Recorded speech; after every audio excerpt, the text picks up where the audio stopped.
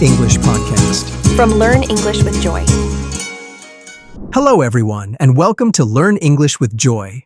We're so excited to have you here today. Whether you're joining us for the first time or you're one of our regular listeners, we're so happy you're here.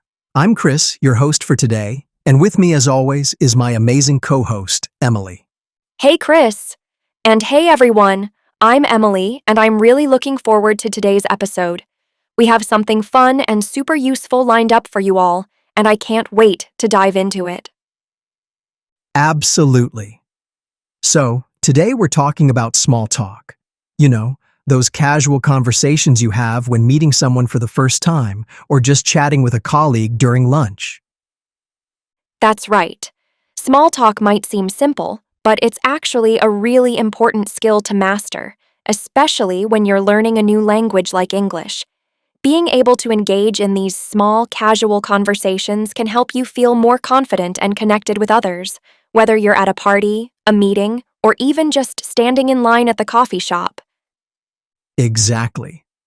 Small talk may seem casual, but it plays a huge role in helping you build relationships, break the ice, and connect with others, both socially and professionally. It's a skill that helps you come across as approachable and confident, and it's something that anyone can get better at with a little practice. Exactly! And in today's episode, we're going to explore how to approach small talk with confidence and ease, no matter the situation.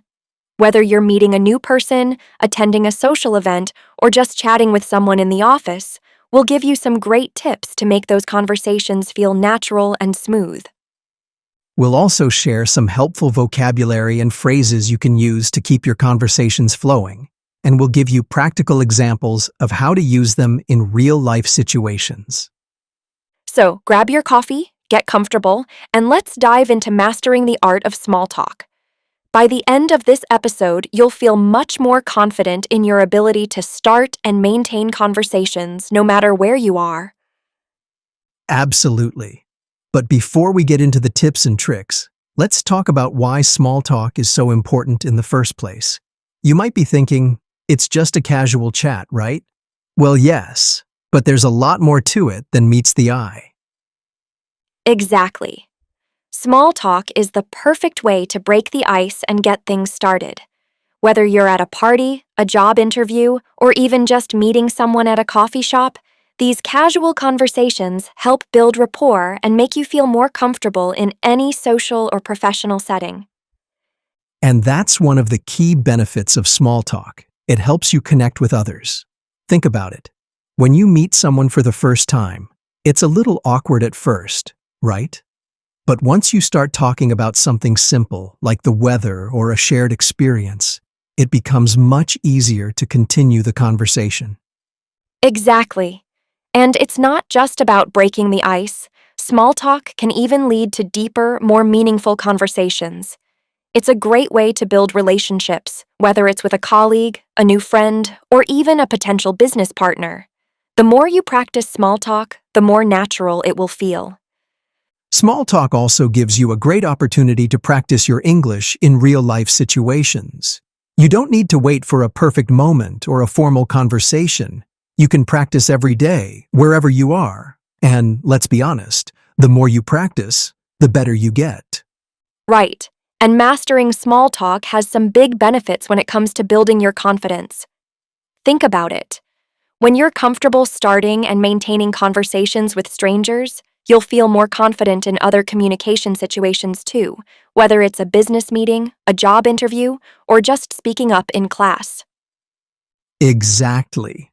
When you're good at small talk, you feel comfortable in any setting, and it helps you come across as approachable and friendly, which is so important in both social and professional situations. It's not about saying something amazing, it's about being open, relaxed, and engaging. Let's talk about real-life situations where small talk comes into play. Small talk is essential in job interviews, meetings, or even at parties. It can make or break the first impression you give someone. Right. Imagine you're at a networking event and you meet someone new. Instead of standing there awkwardly, waiting for the conversation to happen, you start with something simple like, "How's your day going?" Or, "Have you been to this event before?" Exactly.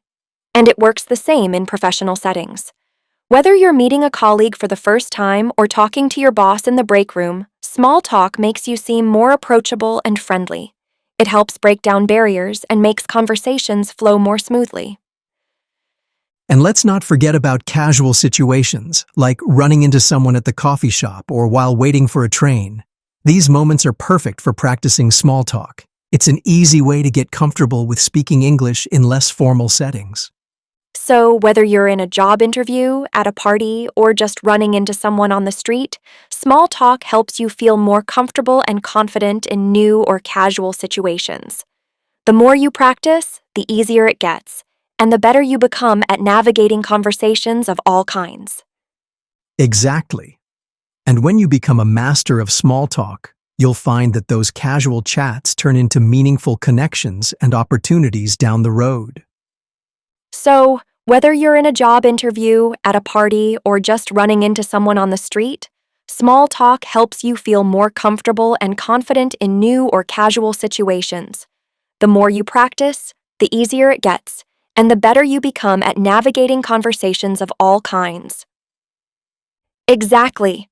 And when you become a master of small talk, you'll find that those casual chats turn into meaningful connections and opportunities down the road.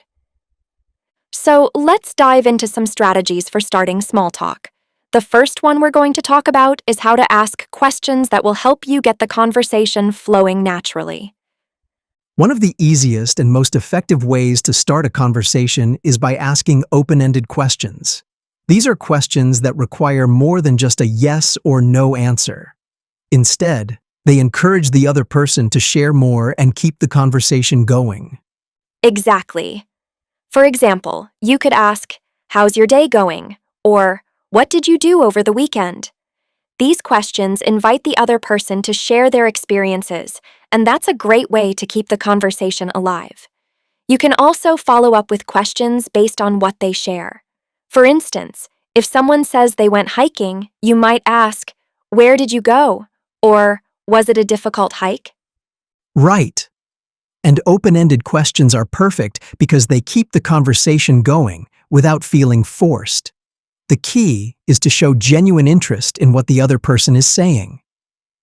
Another important thing to keep in mind when starting small talk is to pay attention to the context.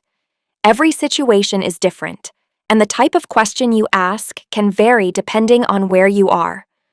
For instance, if you're at a work event, you might start by asking, "How long have you been working here?"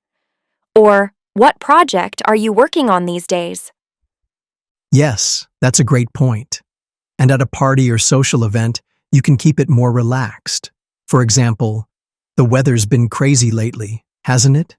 Or, "I love your shoes. Where did you get them?" These types of questions help you connect with the person in a more personal, lighthearted way. Exactly, Chris.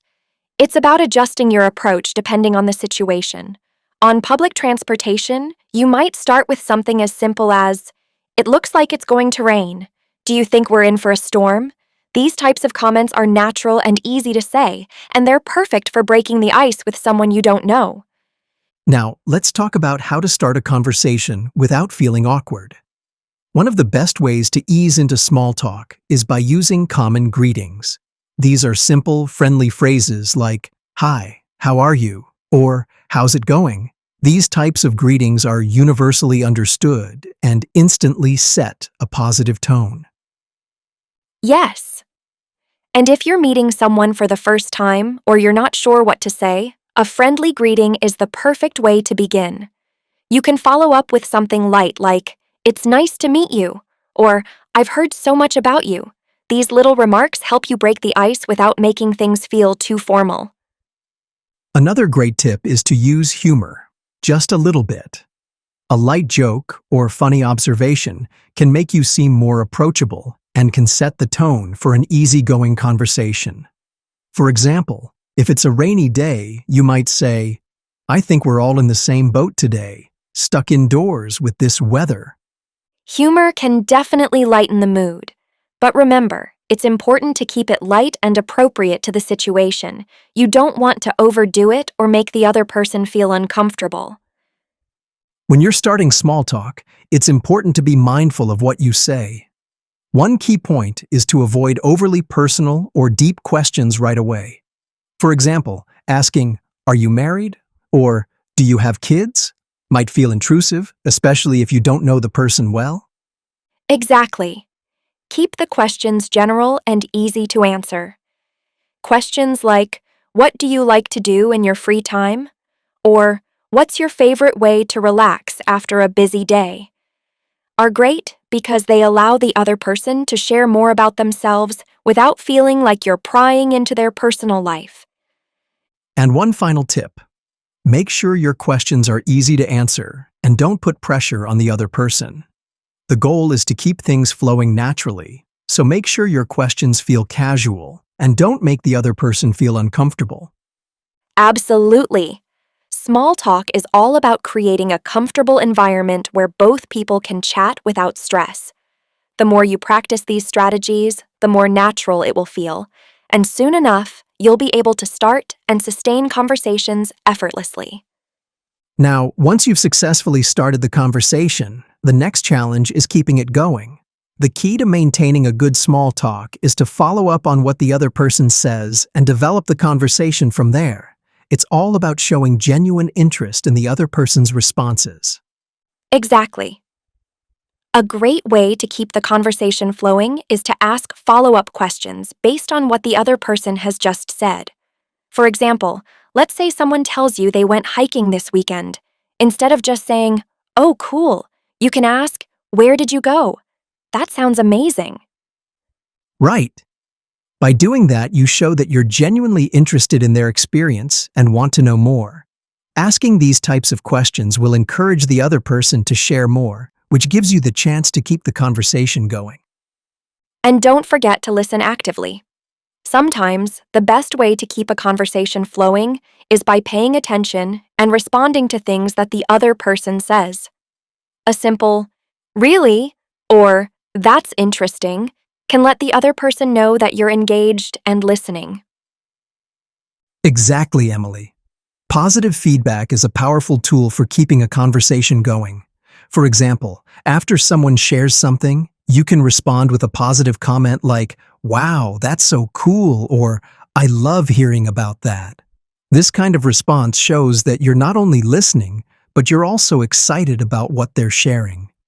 Yes, and sometimes the best thing you can do is to simply say, "Tell me more." When you say this, it invites the other person to continue sharing and gives them the space to talk more about a topic they're passionate about. Another great way to show interest is by nodding or giving other nonverbal cues. This might seem small, but it shows the other person that you're genuinely paying attention, and it encourages them to keep talking. Now, let's talk about sharing personal stories. One of the best ways to keep a conversation interesting is to contribute your own experiences. But of course, it's important to balance this with listening to the other person. Exactly. When you share a short personal story, you're adding to the conversation in a way that feels more engaging. For instance, if someone talks about their weekend hiking trip, you can share a similar experience of your own. That reminds me of the time I went hiking last summer. What an adventure. But remember, it's important not to dominate the conversation. Share your stories, but also give space for the other person to talk. The key is to keep the balance between listening and contributing to the conversation. Right, Emily. It's all about balance. It's easy to get carried away and talk about your own experiences, but the goal is to make sure you're also engaged with the other person. This is why it's important to listen actively to what they're saying and respond thoughtfully. Exactly. When you listen and show interest in the other person, the conversation will naturally stay engaging. People love to talk about themselves, so giving them the chance to share their thoughts is just as important as sharing yours. Another tip is to occasionally reflect what they've said. This shows that you're not only listening, but also understanding. For example, if they mention they love traveling, you could say, "Oh, I see. So travel is a big passion for you. What's the most interesting place you visited?" So, what happens when the conversation starts to slow down? It's completely normal for a conversation to hit a lull at times. The key is to keep it moving forward. Exactly. One way to keep the conversation going is to ask a new question when the discussion seems to be slowing down. If you notice that you've talked about one topic for a while, it might be time to shift to something new. For instance, if the conversation is focused on the weather, you could transition to a question like, "So, what do you like to do when the weather's nice?" That's a great way to switch things up. And sometimes it helps to change the subject to something you know the other person is interested in. For example, if you're talking about work and the conversation starts to feel a bit too serious, you can say something like, "By the way, do you have any hobbies you're really passionate about?" How? So, why is small talk so important? Well, small talk can sometimes lead to more meaningful conversations. When two people start to feel comfortable with each other, it's easy to transition into deeper topics. Exactly. Sometimes small talk can lead to something more personal. It's the beginning of getting to know someone better. Maybe you'll find out that you both share a love for hiking or that you both love the same type of music. These common interests can create a strong foundation for future conversations. Small talk is just the beginning, but it's also a great opportunity to build connections. And once that connection is established, the conversation can evolve into something much deeper and more meaningful. So remember, small talk isn't just about filling silence. It's a stepping stone to building relationships and discovering common ground. So, the next time you find yourself in a new conversation, don't be afraid to let it flow naturally. You never know where it might lead. Exactly, Emily. But sometimes, despite our best efforts, things don't always go as smoothly as we'd like. There are some common mistakes that people often make when trying to engage in small talk. And today, we're going to talk about how to avoid them. One of the most common mistakes in small talk is the dreaded awkward silence. You know, when the conversation comes to a sudden halt and you're both standing there unsure of what to say next. It can be super uncomfortable. Absolutely. This often happens when the conversation reaches a topic where both people run out of things to say, or sometimes people just don't know how to keep it going. It's like hitting a wall in the conversation, and it's pretty awkward.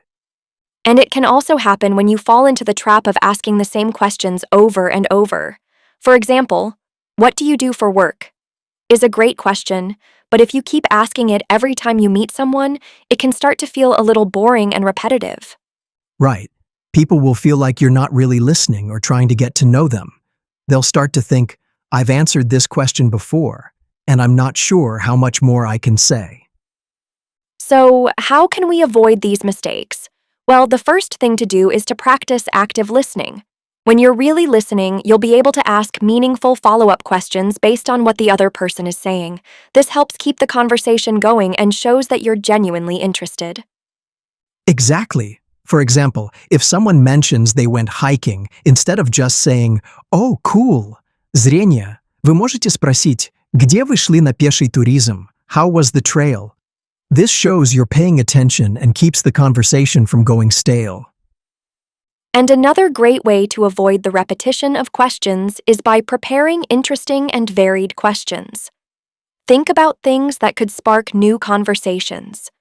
For example, instead of just asking, "What do you do for work?" Component placement, you could ask, "What's something you really enjoy about your job?"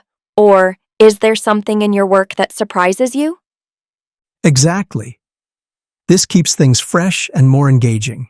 It also gives people a chance to talk about what really excites them, which often leads to more interesting conversations. Sometimes, even with the best of intentions, a conversation just doesn't go as planned. The other person might seem uninterested, or the conversation might stall, and you might feel it's time to wrap things up. Yeah, and it's important to recognize the signs when someone is no longer interested in continuing the conversation. If their responses become shorter or they start to look around the room, it could be a sign that they're not engaged anymore. Right. In those moments, it's best to gracefully end the conversation rather than forcing it. You can always say something like, "It was really nice chatting with you," I hope we can catch up again soon. This leaves the door open for future conversations without making it awkward. All right, let's take a quick moment to highlight some phrases we've used today, ones that pop up all the time in small talk. Yeah, and once you know what they mean and how to use them, you'll feel way more confident jumping into a casual conversation. Let's start with catch up.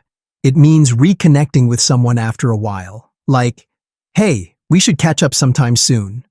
I love that one. It's warm and friendly, not too formal. Okay, next is hang out. Super casual. It just means to spend time together. Like, do you want to hang out this weekend? Right. And similar to that is get together. But this one feels a little more planned. You might say, let's get together for lunch next week. Totally. Now here's one I use all the time, by the way. It's great for smoothly changing the topic. Example. By the way, did you see that new series on Netflix? Nice. Another essential. What's up? It's an informal way to say, how are you? Or just start a chat, like, hey, what's up? And if you haven't seen someone in a while, a great opener is, what have you been up to? It means, what's new in your life? Super friendly. Now when it's time to end the conversation, try something like wrap up. It means finishing smoothly. For example, let's wrap up here, but let's talk again soon. And don't forget, all of this is just small talk.